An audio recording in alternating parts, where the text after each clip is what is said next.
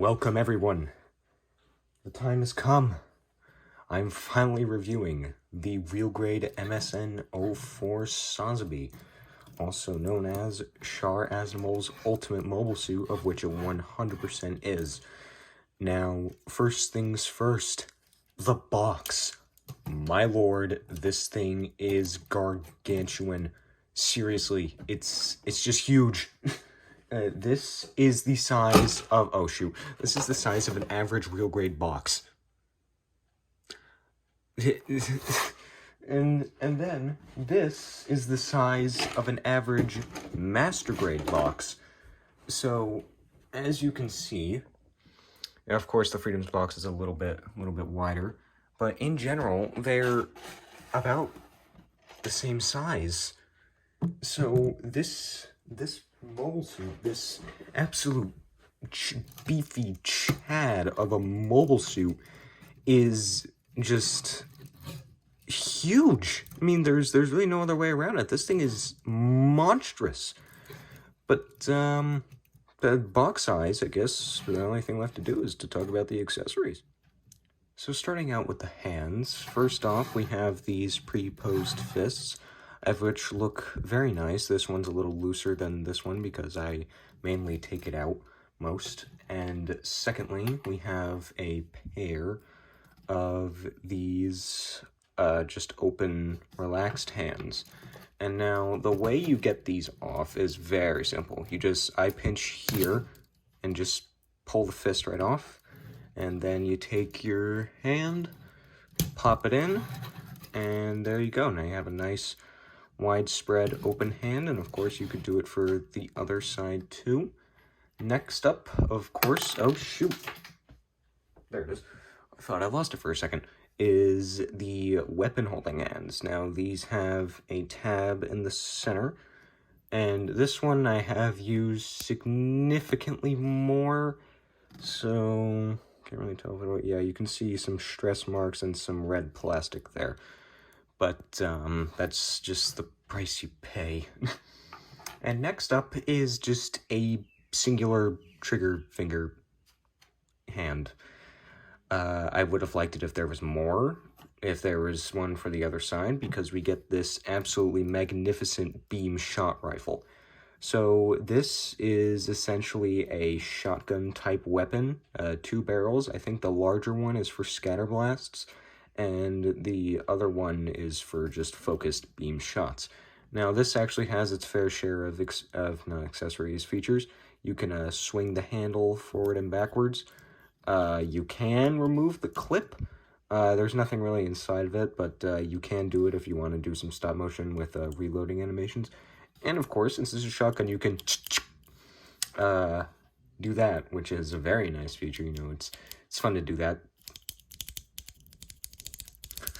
Okay, anyway, next up is this very big shield, and there's a very nice Neo Zeong sticker right there, which the border doesn't really show. Actually, the border doesn't really show on a lot of these stickers, I mean, with the exception of on the black parts, but I digress. Now, on the back of the shield is this beam tomahawk, and this is nicely sculpted. It's made out of 3 pieces, which is the actual hilt and then the black parts.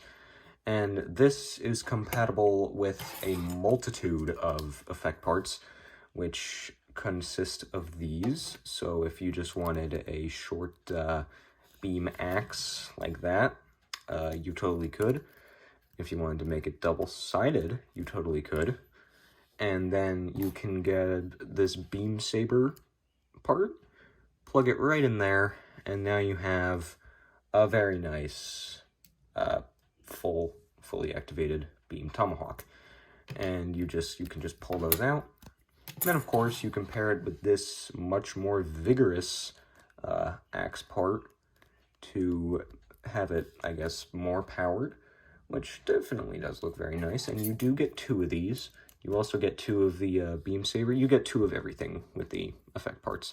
The only effect parts you don't get is for the beam shot rifle, but again, very nice beam tomahawk. Next is the stand adapter. Oh, and how you get this on is a little awkward. So you flip over the big boy, and then there's these two notches, and you take the two notches, and you just slide it on in there. Now, I have noticed this really isn't the tightest, but I mean, it has varying levels of tightness. Sometimes it works, sometimes it doesn't. I mean, I do sometimes find that it just falls off the stand from time to time, but I don't have it on a stand regularly.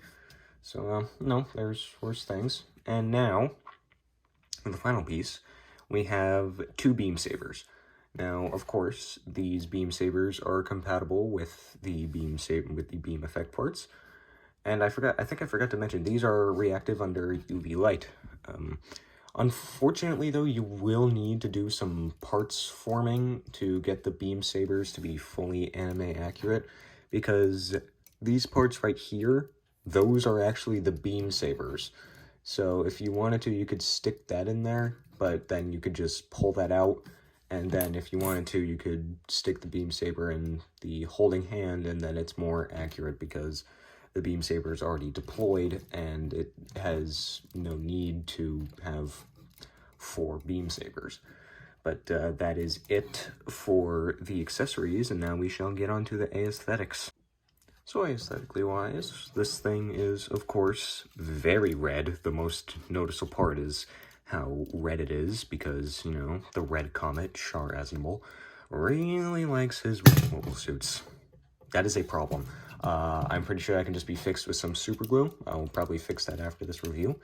But, yeah. So, while I'm here, I will actually go over some features of the Sazabi. So, one of the first features down at the legs is that you can open some hatches. So that's on a hinge joint. And these thrusters back here, those are also on a hinge joint. And this front section here is also on a hinge joint. So if you wanna, you can just open those two up.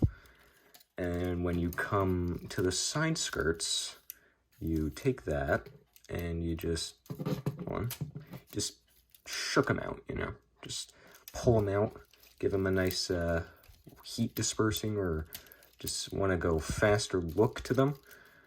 And that's what those look like. You can take that out, except that's more to have a more side-to-side movement at the waist. At the back here, you can flare out these butt flaps. Very nice. And at the arms, you can... it's a very nice locking mechanism, actually. You just pull this part out. Hold on one second. This is not normally as hard. All right, and then you just pull that bad boy out. And then, continuing with the arms, you pull that out, and you can extend the arm to make it a little longer. So that's what it looks like side to side. And I think that sticker's peeling. Oh, well. And now for this, you can angle that up and pull that out. The shoulders also can shift a little bit. And again, if you forgot what you have to do for that, I'm going to do it on this side too. So you just pull that out, deploy it, and you get down to the arm. You pull that out too. You deploy that, if it would be so kind. It's not kind. It's evil. All right, so there we go. And flip that up and pull that down. And now to access the cockpit, you simply just have to finagle that up and have that down. And that has a very nice, nice shiny reflective green sticker in there. Might I add, when it's closed, it still looks very good. So there's that.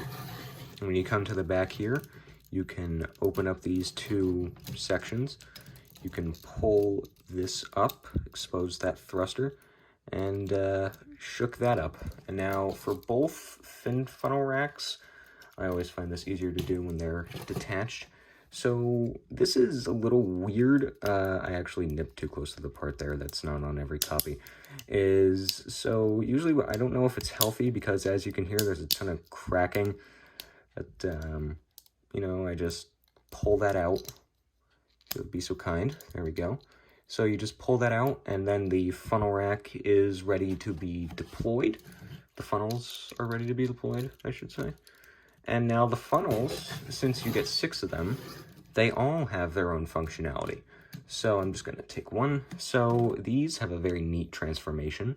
So all you got to do is you just got to flip out these 4 fins, if they would be so kind, and then you just got to push that out. So you know the fin funnel is fully deployed, and it is ready to just cleave through some Federation mobile suits. But to close it, all you gotta do is just, where is it? There it is. Pull that out. Close all 4 of those. Put the sucker back in. And then if you wanna, just close the funnel rack back up. And then there you go. So that's it for aesthetics and features. Let's get on to the articulation. So articulation-wise, this thing just knocks it out of the park. Holy moly. I am not kidding. Even though this thing is super bulky, you could get some serious dynamic poses out. So to actually just, I'm gonna do this segmented. So first, starting off at the legs, I am going to first be doing the feet. So the feet, they do have they have a hinge joint here, hinge joint at the ankle guard, and a toe bend. So you can have some nice poses. And now it has a heel bend? I never really knew what this was for until I realized this thing is unstable as all heck. So usually what I do is I flip both heels down, set it down, and then that usually does a really good job at keeping it in the air. Or not keeping it in the air, keeping it stand up. So, so this butt flap can move. This is on a hinge joint as well as a swivel joint. That was not supposed to happen. Hopefully I can get that back on. There we go. Of course it's reverted. All right, and this is also on a hinge ball joint, swiveling hinge joint, I guess. Swinge joint. Man, it popped off. Hold on, an idea. It's an absolute train wreck. All right, here we go. Okay, and now you do have a thigh swivel. Again, at the feet, I forgot about, you have a swivel here. You have a really good ankle tilt. Not so much that way, but really far in that way, so you can get some nice wide stances. Now it can kick with the thing kicked forward, and actually this can move out to the side a little bit. You can kick that far up, and maybe that far back. I say maybe because I haven't really completely tried it, but I digress. So this waist section here is on some sort of swivel, and for this you can kick it out, and then it has a double bend at the knee, so you can get some nice dashing poses out of that. My arm is getting super tired. I'm so sorry. But, yes. So that has a double bend. It's very smooth. And, see, I'm just going to flare everything out. So when it comes down to it, too, there is a little something down here. It's just a quick vent type thing. No idea why it's not working. It's because it's already deployed. And so there is a hip swinging effect in there. So you can swing your Sazabi's hips out. I currently have mine fully out, so it stands nice and tall. So I am now going to stand up because my arms are killing me. Sorry if the audio changes at all. But now we are going to use this thing. So first off, I'm just going to slap this back on. There it has a waist swivel. Take that off. There are ball joints at the wrists. We have a double bend, which we should have. There we go. We have a double bend at the arm, and that is very nice. We have a whole assembly here that consists of multiple hinge joints. The arm can move out like that and back like that. And that came off a little too easy. Oh dear. Technical difficulty, stand by. We're back. And the shoulder can do this, can do a little bit of that. As I said, the shoulder pads can move up. And there is a hinge joint at the arms, so you can rotate those a full 360. At the head, it is on it's on some sort of joint. Yeah, it's on a hinge joint and a swivel, so you can have it. You can't really have it look up that far, but you can have it look down decently. The ab crunch is very nice for a kit of this caliber, so it doesn't really crunch that much, but you know, I mean, you got to have that mega beam particle cannon, which is absolutely savage, and I love that. Now back here at the fuel tanks, they are on ball joints, so you can somewhat post those to your heart's content. And then here you can, they are on a hinge joint and a swivel, so they can do a lot, just not as much as you would expect. I mean, it's not the worst thing ever. I don't really pose my funnels that much at all. But yeah, that's it for the articulation, and now onto some size comparisons. Now, while they are not both standing completely upright, this is it next to the high-grade Barbatos Lupus, which is a decent-sized high-grade, you know, but definitely not as big as this Titan. I mean, seriously, even literally just the shield is it? It's just a hair short of the Barbatos Lupus. And a master grade universal sentry kit, of which is the RX-78-2 3.0, expect a review for this coming soon, is shorter than the Sazabi. How in the name of Gunpla Jesus is this thing shorter than the Sazabi? I mean, I get it, the Sazabi is huge, but my goodness, it's so awesome. But that is a master grade. I would show it next to my new Gundam, but it is currently on a stand and in a decent pose, and I don't want to get it off its pose. So, I guess for the time being, here's SA Sponsor, it's Godzilla. One quick thing I forgot to mention, there is these holes on the back, and the shield has 3 pegs. The shield also has some articulation that goes up and that goes down, and that also swivels all around. And then to plug it in, you just simply stick it on in there, and that holds on very securely. You can do it on both arms if you want, but yeah, that's just something I forgot, sorry. So anyway, that is it for this this review. I hope you all enjoyed it. Of course, expect that RX-78-2 review coming soon. And I hope you all have an amazing day. Buy this model kit. That is not a request, that is an order. Buy it. You will not be disappointed, I promise you that. Anyway, have a good day, and I will see you another day.